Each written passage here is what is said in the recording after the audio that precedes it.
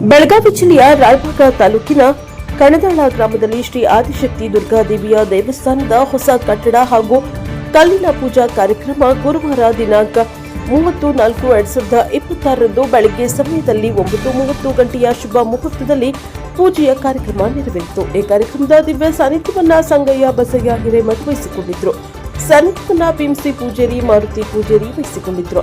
ಮುಖ್ಯ ಅತಿಥಿಗಳಾಗಿ ರಾಮಕೃಷ್ಣ ದಳವಾಯಿ, ರಾಮನಗೌಡ ಪಾಟೀಲ್, ರವಿ ಹಿಡಿಕಲ್, ಶ್ರೀಶೈಲ ಮಾಂಗ, ಹನುಮಂತ ಮಾಂಗ, ಮಲ್ಲಪ್ಪ ಅಜುರಿ, ಶಂಕರಪ್ಪ ಬಡಿಗೇರ್ ವಹಿಸಿಕೊಂಡಿದ್ರು. ಭಾರತೀಯ ಸಂಪ್ರದಾಯದಂತೆ ನಾವೆಲ್ಲರೂ ಹಿಂದೂಗಳು. ನಮ್ಮ ದೇಶದಲ್ಲಿ ಸಾವಿರಾರು ದೇವಸ್ಥಾನಗಳು ಇವೆ. ದೇವಸ್ಥಾನಗಳನ್ನ ಯಾವುದಕ್ಕಾಗಿ ಕಟ್ಟಬೇಕು ಎಂದರೆ ಮನಸ್ಸಿಗೆ ನೆಮ್ಮದಿ, ಶಾಂತಿ, ಸಮೃದ್ಧಿ ಸಿಗಲು ದೇವಸ್ಥಾನಗಳನ್ನ ಕಟ್ತಾರೆ.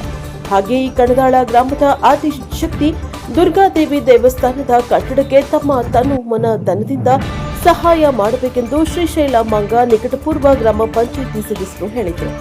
ಎಲ್ಲರೂ ಒಟ್ಟಾಗಿ ದುರ್ಗಾದೇವಿ ಹೊಸ ಕಟ್ಟಡದ ಕಾರ್ಯವನ್ನ ಅತಿ ಶೀಘ್ರದಲ್ಲೇ ಪೂರ್ಣಗೊಳಿಸೋಣ ಎಂದು ರಾಮನಗೌಡ ಪಾಟೀಲ್ ಬಿಜೆಪಿಯ ಚಿಕ್ಕೋಡಿ ಜಿಲ್ಲೆಯ ಓಬಿಸಿ ಮೋರ್ಚಾ ಕಾರ್ಯದರ್ಶಿ ಹೇಳಿದರು. ರಾಯಬಾಗ ತಾಲೂಕಿನಲ್ಲಿ ಬೋವಿ ಒಡ್ಡರ್ ಸಮಾಜದವರು ಅತಿ ಹೆಚ್ಚು ಜನ ಇರುವರು. ನಮ್ಮ ಕಣದಾಳ ಗ್ರಾಮದಲ್ಲಿ ಒಂದು ಜಿಲ್ಲೆಯಿಂದ ಬೇರೆ ಬೇರೆ ಜಿಲ್ಲೆಗಳಲ್ಲಿ ನಮ್ಮ ಕಣದಾಳ ಕೆಲಸ ಮಾಡ್ತಾರೆ. ಆದರೆ ನಮ್ಮ ಸಮಾಜದ ದೇವಸ್ಥಾನ ಕಟ್ಟಡ ನಾವೇ ಮಾಡಿರಲಿಲ್ಲ.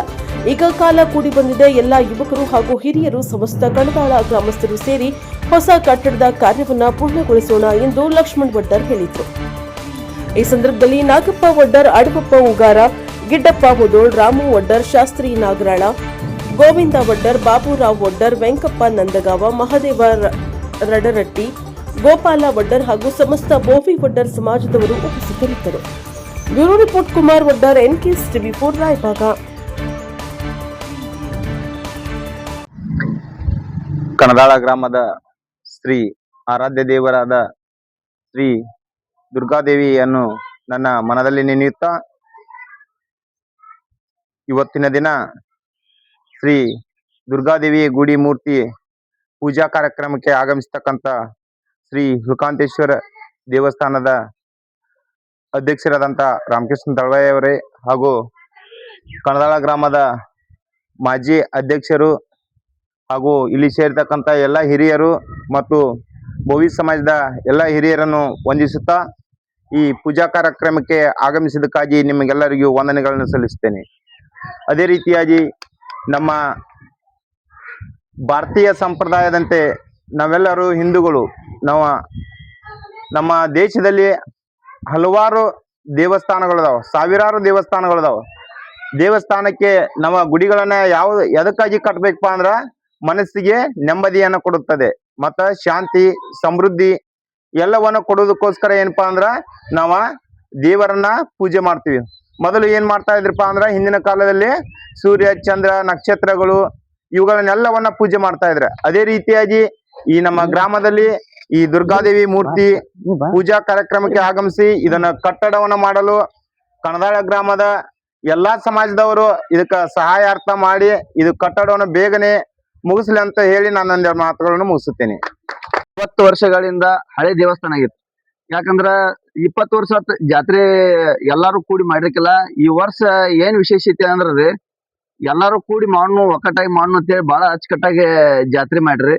ಆ ಜಾತ್ರೆ ಒಳಗ ನಮ್ಮ ಹುಲ್ಕಾಂತೇಶ್ವರ ಟ್ರಸ್ಟ್ ಕಮಿಟಿಯ ಅಧ್ಯಕ್ಷರಂತ ರಾಮಕೃಷ್ಣ ದಳವಾಯಿ ಅವರು ಬಂದಿರು. ರವಿ ಅಣ್ಣ ಅಂತೂ ಜಾತ್ರೆಗೆ ಒಂದು ವಾರ ಅಂತೂ ಇಲ್ಲೇ ಇದ್ರು. ಅವ್ರು ಇದ್ರಿ.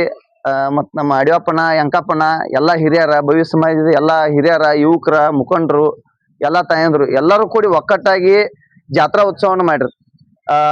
ಎಲ್ಲಾರು ಕೂಡಿ ಇಲ್ಲೇ ನಾವು ಕರೆದ್ರಿ. ಅಡಿಯಪ್ಪನ ಇಲ್ಲೇ ಕರೆದ್ ಹೇಳ್ರಿ ಹಿಂಗ್ ಮಾಡವ್ರದ್ದು ಅಂತ ಹೇಳ್ರಿ. ಅದಕ್ಕಾಗಿ ಏನಂದ್ರೆ ಎಲ್ಲಾರು ಕೂಡಿ ಎಲ್ಲಾ ಒಕ್ಕಟ್ಟಾಗಿ ಮಾಡ್ರೆ ಏನ್ ಬಲ ಇರ್ತೈತಿ, ಏನ್ ಕೆಲಸ ಆಗ್ತೈತಿ ಅನ್ನಕ್ರಿ ನಮ್ ಭವ್ಯ ಸಮಾಜ ಉದಾಹರಣೆ. ಒಕ್ಕಟ್ಟಾಗಿ ಜಾತ್ರೆ ಮಾಡ್ರು. ಎಲ್ಲಾರು ಕೂಡಿ ಒಟ್ಟಾಗಿ ಕೂಡ್ಕೊಂಡ ನಮ್ಮ ದುರ್ಗಾದೇವಿ ದೇವಸ್ಥಾನವನ್ನ ಅತಿ ಶೀಘ್ರದಲ್ಲಿ ಮುಗಿಸುನು, ಎಲ್ಲಾ ಒಕ್ಕಟ್ಟಾಗಿ ಮಾಡ್ನು. ಯಾಕಂದ್ರೆ ಬೇರೂರಿಗೆ ಹೋಗಿ ನಾವೆಲ್ಲಾ ದೇವಸ್ಥಾನ ಕಟ್ಟಿ ಬರ್ತೀವಿ. ಮತ್ತ ಎಲ್ಲಾ ಕಾಂಟ್ರಾಕ್ಟರ್ ಇದಾರ. ಅಡಿಯಪ್ಪನ ಕ್ಲಾಸ್ 1 ಕಾಂಟ್ರಾಕ್ಟರ್. ಅವರು ವರ್ಷ ಏನಿಲ್ಲ ಅಂದ್ರೆ 10 ರಿಂದ 15 ಕೋಟಿ ರೂಪಾಯಿ ಕೆಲಸ ಮಾಡ್ತಾರ. ಇಲ್ಲೇ ಭವ್ಯ ಸಮಾಜ ಎಷ್ಟು ಶಕ್ತಿ ಇದು ಇರುವಾಗ ನಮ್ಮ ದೇವಸ್ಥಾನ ಬಿಟ್ಟತಿ. ಇದನ್ನ ಎಲ್ಲಾರು ಕೂಡಿ ಮಾಡ್ನೋತ್ ಅಡಿಯಪ್ಪನ ಹೇಳಿದಾಗ ಎಲ್ಲಾರು ಕೂಡಿ ಮಾಡ್ನೋತಂದ್ರ. ಅದಕ್ಕಾಗಿ ಎಲ್ಲಾರು ಕೂಡಿ ಒಕ್ಕಟ್ಟಾಗಿ ಮಾಡತ್ತಾರು. ಇದಕ್ಕೆಲ್ಲಾ ನಮ್ಮ ಹಿರಿಯರಲ್ಲಿ ನಾವಲ್ಲಿ ಎಲ್ಲಾ ಏನ್ ಹೇಳ್ತಾರ ಅದನ್ನೆಲ್ಲ ಸಹಕರಿಸ್ತೀವ್ರಿ. ಮತ್ತ ರವಿ ಅಣ್ಣ ಅಂತೂ ಯಾವ್ದ ಕಾರ್ಯಕ್ರಮ ಕಣದಾದಾಗ ನಡೆಯತೈತಿ ಅಂದ್ರ ಸಾಕ್ರಿ ಅವ್ರ ಮುಂದಿರ್ತಾರ. ಅವ್ರಲ್ಲಿ ಶಂಕರ ಅಲ್ಲಿ ಮತ್ತ ನಮ್ಮ ರಾಮಕೃಷ್ಣ ದಳವಾಯಿ ಅವರಲ್ಲಿ ಮತ್ ನಮ್ಮ ಯಂಕಪ್ಪನ ಆಗಿರ್ಬೋದು, ಅಡಿಯಪ್ಪನ ಆಗಿರ್ಬೋದು, ಭೀಮನ ಆಗಿರ್ಬೋದು, ಎಲ್ಲಾ ಹಿರಿಯರು. ನಮ್ದ ಒಂದ ಸಮಾಜ ಅನ್ನೋದಲ್ಲ, ಎಲ್ಲಾ ಸಮಾಜದವ್ರನ್ನ ಕರ್ಕೊಂಡ್ ಮಾಡ್ತಾರು. ಇದಕ್ಕಾಗಿ ಬಾಳ ಖುಷಿ ಅನಿಸ್ತೈತಿ. ಮತ್ತ ಇನ್ನೊಂದ್ ಏನ್ ವಿಶೇಷತೆ ಹೇಳ್ಬೇಕಂದ್ರಿ, ಈ ದೇವಸ್ಥಾನ ಇವತ್ ಪೂಜೆ ಮಾಡ್ಯಾರು, ಇನ್ ಸ್ಟಾರ್ಟ್ ಆಗ್ಲಿ ಅಂತ ಹೇಳಿ ನಮ್ದು ವಿಚಾರ. ಇವತ್ ಪೂಜೆ ಮಾಡುದು, ಮತ್ತೊಂದ್ ತೊಡೆಸ್ ಬಿಡುದು, ಹಿಂಗ ಆಗೋದ್ ಬೇಡ. ಯಂಕಪ್ಪನ ಹೆಂಗಂದ್ರಿ? ಹಾ ರೀ. ಯಾಕಂದ್ರೆ ಇನ್ನ ಒಂದ್ ಸ್ವಲ್ಪ ತೆಗದ ಹೊಳ್ಳಿ ಸ್ಟಾರ್ಟ್ ಚಲೋ ಮಾಡ್ರಿ ಅಂದ್ರಿ ನಿಲ್ಲಂಗಿಲ್ಲ. ಯಾಕಂದ್ರೆ ದುರ್ಗಾದೇವಿ ಶಕ್ತಿನ ಅಟ್ ದೊಡ್ಡದೈತಿ. ದುರ್ಗಾದೇವಿ ತಾಕತ್ ಬಾಳ ದೊಡ್ಡದೈತಿ. ಆಯಿ ಮ್ಯಾಗ ಯಾರ ನಂಬಿಕೆ ಇಟ್ಟು ಬಂದವ್ರಿಗೆ ಆಯಿ ಅಂತೂ ಯಾವತ್ತೂ ಕಡಿಮೆ ಮಾಡಿಲ್ಲ ಎಲ್ಲರಿಗೂ. ಅದಕ್ಕೆ ಆಯಿ ಶಕ್ತಿ ಬಾಳ ದೊಡ್ಡದೈತಿ. ಒಟ್ಟಾಗಿ ಜಾತ್ರೆನೂ ಮಾಡ್ಯಾರು, ಒಟ್ಟಾಗಿ ಕೂಡಿ ದೇವಸ್ಥಾನವನ್ನು ಅತಿ ಶೀಘ್ರದಲ್ಲಿ ಮುಗಿಸ್ತಾರ ಅಂತ ಹೇಳಿ ನಾನು ಮಾತನ್ನು ಮುಗಿಸ್ತೀನಿ. ಎಲ್ಲರಿಗೂ ನಮಸ್ಕಾರ. ರೂಪಾಯಿದ ನಾವ ಎಲ್ಲಾರು ಕೂಡಿ ಭೋವಿ ಸಮಾಜದವ್ರಾಗ್ಲಿ ಸಾರ್ವಜನಿಕರಾಗ್ಲಿ ಎಲ್ಲಾರು ಕೂಡಿ ಕೈ ಹಚ್ಚಿದ್ವಿ ಅಂದ್ರ ಗುಡಿ ಲಗುಟ್ ಮುಗಿತೈತಿ. ಮೊದ್ಲೇ ಸೋರಾಕತೈತಿ ಅಂದ್ರೆ ಎಲ್ಲಾರು ಒಂದಿಟ್ಟ ಕೈ ಬಡ ಜೋಡಿಸಿದ್ವಿ ಅಂದ್ರ ಲಗುಟ್ ಮುಗಿತೈತಿ. ಈ ಗುಡಿ ಪೂಜೆ ನಾವು ಕಲ್ಲ ಬಡ ಪಟ್ಟಿ ಕೊಟ್ಟಿವಿ ಅಂದ್ರ ಲಗುಟ್ ಕಲ್ಲು ಬರ್ತಾವು ಅಂತ ಹೇಳಿ ಕಂದಾಳ ಗ್ರಾಮದ ಆದಿಶಕ್ತಿ ದುರ್ಗಾದೇವಿಯ ಈ ಒಂದು ಗುಡಿ ಕಟ್ಟಡ ನಿರ್ಮಾಣ ಮಾಡಲಿಕ್ಕೆ ಈಗಾಗಲೇ ಪೂಜೆಯನ್ನ ನಿರ್ವಹಿಸಿದ್ದಾರೆ ಎಲ್ಲ ಗುರು ಹಿರಿಯರು ಸೇರಿ. ಈ ಒಂದು ಗುಡಿ ಒಂದು ಸಂಕಲ್ಪ ಏನಪ್ಪಾ ಅಂದ್ರೆ, ರಾಯಬಾಗ ತಾಲೂಕಿನಲ್ಲೇ ನಮ್ಮ ಭೋವಿ ಸಮಾಜದವರು ಜಾಸ್ತಿ ಇರೋದು ನಮ್ಮ ಕಂದಾಳ ಗ್ರಾಮದಲ್ಲಿ. ಹಾಗೇನೆ ಒಂದು ಜಿಲ್ಲೆಯಿಂದ ಮತ್ತೊಂದು ಜಿಲ್ಲೆವರೆಗೆ ಹೋಗಿ ನಮ್ಮ ಭೋವಿ ಸಮಾಜದ ಎಲ್ಲ ಯುವಕರು ಹೋಗಿ ಬೇರೆ ಬೇರೆ ಕಡೆ ಎಲ್ಲ ಗುಡಿಗಳನ್ನ ನಿರ್ಮಿಸಿ ಬರ್ತಾರ. ಆದ್ರೆ ನಾವು ಎಷ್ಟೋ ಜನ ನಮ್ಮ ಸಾರ್ವಜನಿಕರು ಹೇಳಿದ್ರು, ಬೇರೆ ಕಡೆ ಎಲ್ಲ ಕಡೆ ನೀವು ಗುಡಿ ಕಟ್ಟಿ ಬರ್ತೀರಿ, ನಿಮ್ ಗುಡಿ ನೀವು ಯಾಕೆ ಕಟ್ಕೊಳ್ಳೋಗಿಲ್ಲ ಅಂತೇಳಿ ಪ್ರಶ್ನೆ ಮಾಡಿದಾಗ ಎಲ್ಲರ ಮನಸ್ಸಲ್ಲಿ ಒಂದು ಸಂಕಲ್ಪ ಇತ್ತು. ಇದು ಆದಿಶಕ್ತಿ ದುರ್ಗಾದೇವಿಯ ಒಂದು ದೇವಸ್ಥಾನ ನಾವು ನಿರ್ಮಾಣ ಮಾಡಬೇಕು. ಕಳೆದ 4-5 ವರ್ಷಗಳಿಂದ ಈ ಒಂದು ಸಂಕಲ್ಪ ಇತ್ತು. ಈ ವರ್ಷ ಆ ಸಂಕಲ್ಪ ನೆರವೇರ್ತಾ ಇದೆ.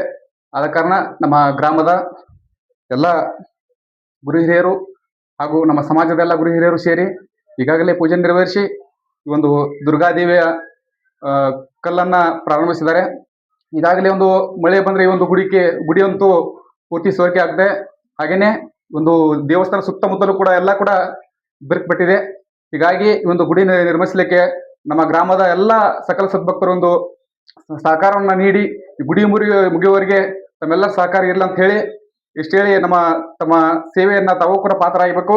ತಮ್ಮ ಭಕ್ತಿದಷ್ಟು ಒಂದು ದೇವಸ್ಥಾನಕ್ಕೆ ನಿರ್ಮಾಣ ಮಾಡಲಿಕ್ಕೆ ಸಹಾಯಧನವನ್ನು ನೀಡಿ